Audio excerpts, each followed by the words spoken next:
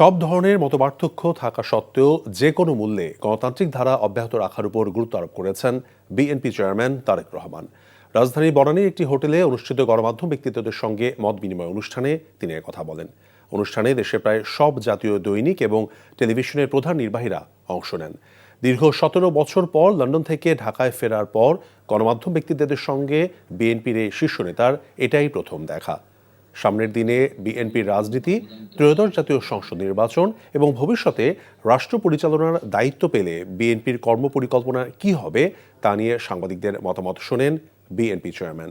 গণমাধ্যমের স্বাধীনতা নিশ্চিত করা সহ জাতীয় বিভিন্ন গুরুত্বপূর্ণ বিষয়ে বিশেষভাবে খেয়াল রাখার জন্য তারেক রহমানের প্রতি আহ্বান জানান সম্পাদকগণ। বিএনপি চেয়ারম্যান তার বক্তব্যে জাতিকে সঠিক পথে নেয়ার আশাবাদ ব্যক্ত করেন। সেই বিষয়টি বোধহয়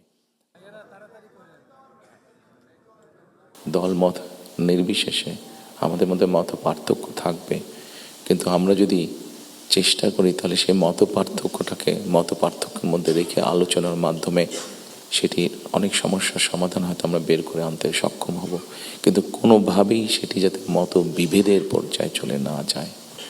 মত বিভেদ হলে জাতিকে বিভক্ত করে ফেললে কি হতে পারে আমরা দেখেছি। আজকে সেই জন্যই অনেকের মুখে অনেক হতাশার কথা আমরা শুনি, কিন্তু তারপরেও আসার কথা হচ্ছে যে তাদের কাছে ভবিষ্যতের চিন্তাও আছে, ভবিষ্যতের পরিকল্পনা আছে।